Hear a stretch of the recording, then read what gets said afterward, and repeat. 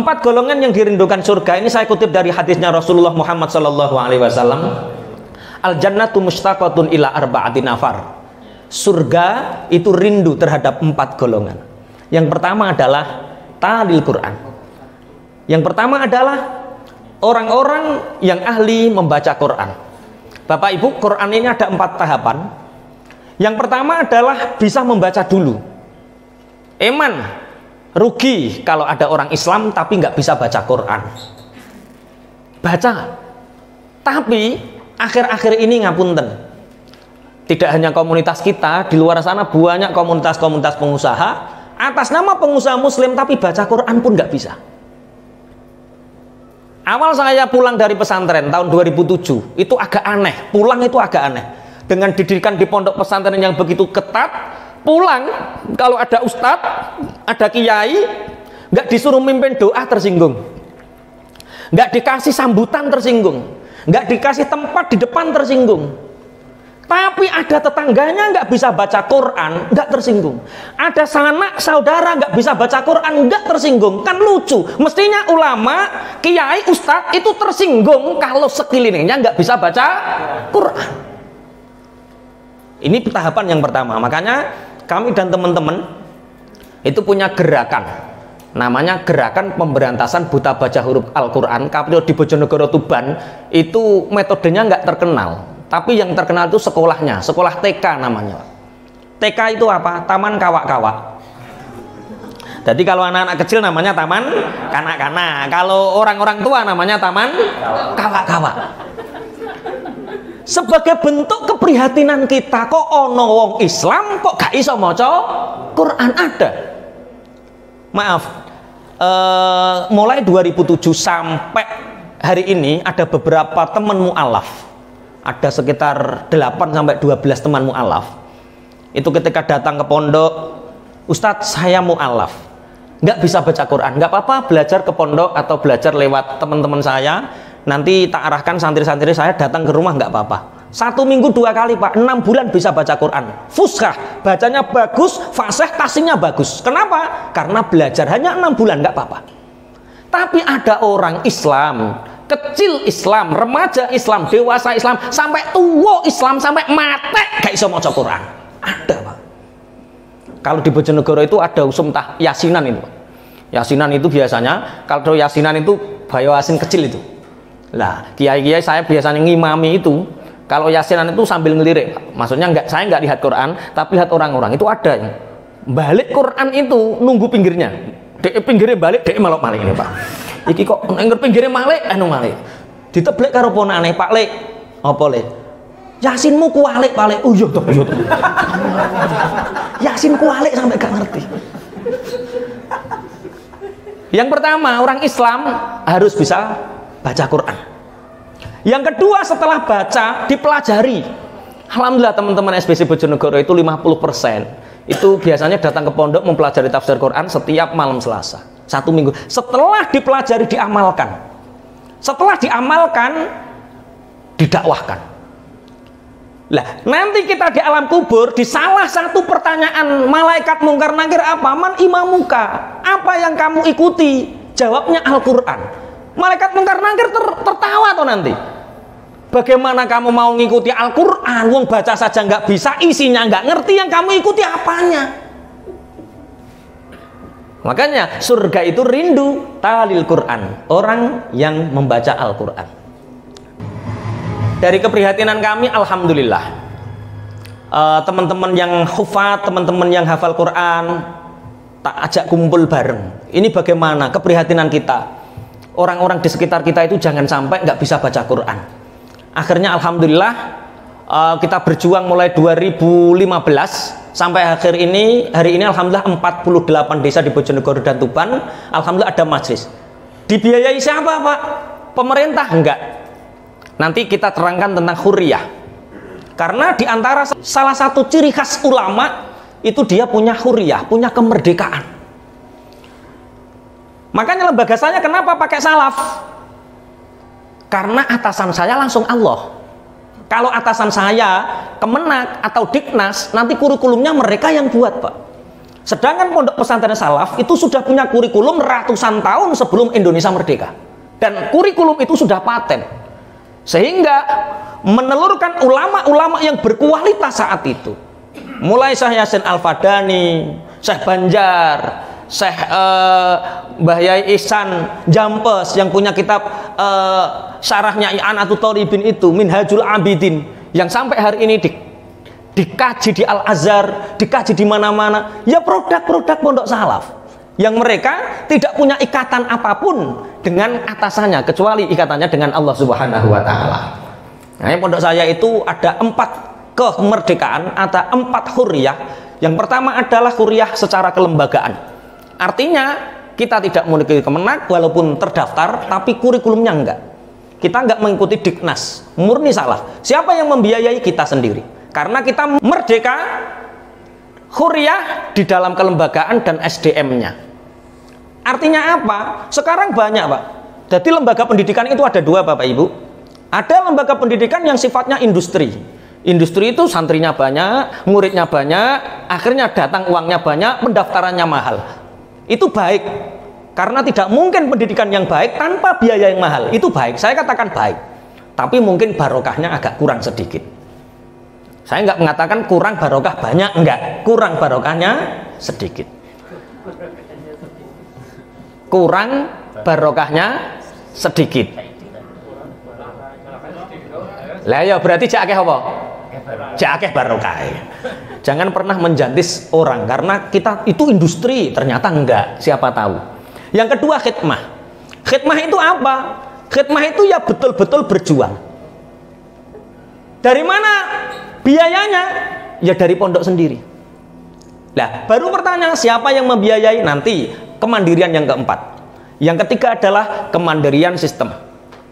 Sistem ini masing-masing pesantren punya keberagaman dan kekhasan masing-masing. Dan kekhasan ini tidak bisa dirubah. Sekali dirubah dia tidak akan pernah kokoh. Ngapunten. Kalau SDM itu saya contohkan seperti ini. Kalau industri itu biasanya tidak bisa menciptakan SDM untuk mengelola perusahaan itu sendiri. Kok perusahaan apa? Pondok kok perusahaan. Aslinya yo mirip-mirip terakhir. Pondok karo pesantren aslinya yo mirip. Akhirnya seperti pasar, Pak. Ada alumni comot, ustadznya comot sana, comot sini, dan dia tidak pernah bisa mengkader anak-anaknya. Yang keempat adalah mandiri atau hurriyah merdeka dari sistem pendanaan. Dan akhirnya ini pemberantasan buta huruf Al-Quran ini beberapa kali di next. Ini juga anak-anak SBC, Pak. Jadi kami mau cerita sedikit. Di Bojonegoro itu nggak sengaja anak-anak SBC itu buat program namanya Kurban Berkah. Kurban Berkah itu karena Mas Aringga ini juga penjual kambing, saya juga penjual kambing, pondok itu juga punya jualan kambing. Khusus anak-anak SBC itu belinya murah. Pertama kita buat Kurban Berkah mu 700, Mas ya. 750 pertama. Jadi khusus anak SBC yang mampu nggak boleh, yang mampu harus yang sing gede, sing yang mampu ya yang 3,5 juta. Yang ingin berkorban tapi karena masih startup, ekonomi masih belum ingin korban nggak apa-apa, hanya 750 sudah dapat kambing besar, sah untuk dijadikan korban. Tapi korbannya disedekahkan di daerah-daerah tertinggal. Kemarin alhamdulillah pertama 23 kambing, kemarin sudah 57 kambing. Di daerah-daerah gunung, Mbak, seandainya jenengan ikut terjun boten mentolo, ada 3.000 kakak 3.000 kakak yang korbanannya 2 kambing. Ngeri toh seperti itu. Dan masih ada. Sedangkan di kota numpuk, Pak. Makanya dulu Rasulullah Shallallahu Alaihi Wasallam sampai bersabda, la yaqulu ahadukum lahma udhiyatihi fauqa thalathati ayyam. Rasulullah sampai bersabda, tidak diperbolehkan di antara salah satu kalian untuk memakan daging kurban kalian melebihi 3 hari. Nah kemarin Bapak Ibu makan daging kurban sampai berapa minggu? Belum ada yang 2 bulan. Astagfirullah. Awal-awal sebelum Fathu Mekah, Rasulullah sampai ngendikan, jangan kamu makan daging kurbanmu melebihi 3 hari. Tapi ketika Fathu Mekah dan banyak orang berkorban, sampai terjadilah ayyamut tasyrik, hari dendeng kambing, hari dendeng unta, dendeng daging, itu akhirnya diharamkan berpuasa karena saking banyaknya daging numpuk dan orang berkorban. Bisa kita ambil pelajaran bahwa jangan sampai daging kurban itu numpuk di salah satu pihak. Akhirnya ada diperbolehkan makan melebihi 3 hari. Tapi janganlah kita menumpuk daging di satu tempat, harus menyebar. Jangan sampai ada orang Islam nggak makan daging kurban. Akhirnya kita dari teman-teman SBC ini, itu alhamdulillah yang kemarin luar biasa. Ada sekitar 150 bungkus yang kita nggak tahu akan kita kemanakan. Tahu-tahu kita dapat telepon, Ustadz di daerah Kuangan Rejo. Itu daerah mana? Kampung Kristen. Loh, lah kampung Kristen kok dikasih korban? Ustadznya datang. Alhamdulillah Ustadz, kampung ini sekarang 80% sudah muslim. Kita bawa ke sana Pak. Kita lihat datang rumahnya ustadznya itu nangis sama COVID. Masya Allah. Tapi syutingnya ora digowo. Rumahnya itu becek Pak. Tidurnya antara dapur dengan tempat tidur jadi satu. Ini ustadznya. Yang dia sudah di situ 8 tahun dan alhamdulillah barokah beliau. Ustadz ini, Ustadz Husain namanya. Orang sana itu sangat hatinya tersentuh. 80% dari non muslim menjadi muslim. Tapi kalau datang lagi sumbangan Pak, sumbangan dari sana dari sini murtad lagi. Wah ini terus digempur lagi sama orang Islam, muslim lagi. Wah ini nggak bener Ustaz caranya. Kita harus butuh pendampingan keimanan. Akhirnya kerjasama dengan pondok, saya yang ada menerjunkan 4 ustadz untuk setiap 1 minggu 2 kali ke sana. Saya sendiri insya Allah 1 bulan sekali terus ke sana dampingi teman-teman mu'alaf ini. Kemudian yang ini anak-anak SBC nih. Di KPB 5 yang jadi MC kemarin 2 kali ada SBC kelas. Ini kita serai mu'alaf anak-anak kecil. Karena kita bentuk taman pendidikan. Di samping taman pendidikan ini, karena Kak Budi itu suka cerita, suka kisah Pak. Kalau ada Kak Budi, datang semua. Ditanya sama namanya siapa? Sarah. Lu agamamu apa nak? Kristen. Lu kok datang? Seneng. Nah, cocok kayak Pak aku. Kasih cerita-cerita para sahabat terus, kisah-kisah sahabat. Sampai ada yang bonekanya Kak Budi nggak boleh dibawa pulang. Saking senengnya. Dan ini akhirnya banyak anak kecil kemarin yang laporan 4, yang remaja 2 Pak. Diantar. Ketika saya ke sana itu diantar, alhamdulillah Ustaz ini mu'alaf lagi. Ini namanya sunnah pergerakan. Barokah berkah korban. Ini pendampingan. Kalau nggak didampingi ucul Pak. Tempatnya di tengah hutan. Anehnya makamnya belum ada, masjidnya belum ada. Mau buat masjid, halangannya 1. Karena ini menjadi ikon kampung Kristen. Saya namakan kampung mu'alaf nggak boleh. Buat masjid kiainya nggak boleh Pak. Alhamdulillah kita juga punya orang-orang yang gondrong seperti ini Pak. Ini penting Pak. Umar bin Khattab Pak. Penting. Akhirnya mulai kepala desa didatangi. Siapa yang melarang buat masjid di sini? Berhadapan dengan kita. Wah cocok. Rasa kiai yang muni, kiai dakwah saja. Yang ngancam itu biar yang gondrong-gondrong seperti ini Pak.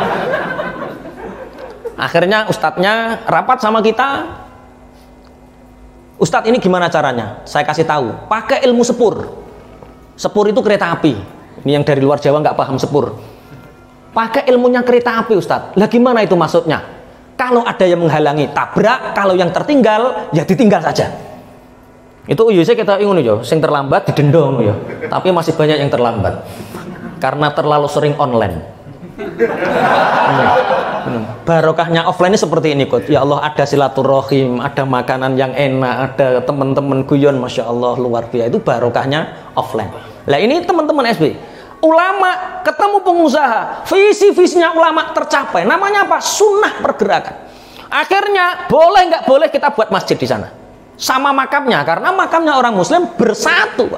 Akhirnya alhamdulillah ada pengusaha Bojonegoro, saya belikan tanah untuk masjid dan makamnya. Alhamdulillah 350 juta terbeli, nggak ada 1 bulan. Ini apa? Sunnah pergerakan. Saya nggak menyalahkan sunnah yang berjenggot itu benar. Sunnah pakai jubah sorban itu benar. Kita kerjakan. Ila yaumil qiyamah nggak apa-apa. Tapi jangan lupakan sunnah pergerakan. Ini yang menjadikan peradaban kita nanti terwujud. Perkembangan Islam 4 tahun terakhir, Bapak Ibu. 4 tahun terakhir ini drastis karena memang ada seorang muharrik penggerak namanya Ustadz Husain. Itu yang sangat luar biasa. Kalau kelihatan melihat nopo-nopo kulo, karena memang tidak ada pembantu. Yayasannya namanya Yayasan Keuskupan, jadi punya 30 hektar. Bisa dibayangkan 30 hektar untuk orang satu desa itu sudah luas sekali. Dan siapa yang Islam tidak dikasih garapan, sawah itu. Makanya ini yang saya katakan sunnah pergerakan seperti ini. Di belakang para ulama seperti ini harus ada para pengusaha yang menjaga keimanan mereka, yang backup. Alhamdulillah SBC Bojonegoro ambil bagian di sini pendampingan anak-anak sampai pendampingan orang tua bekerja sama dengan Pondok Pesantren Khazinatul Abrar.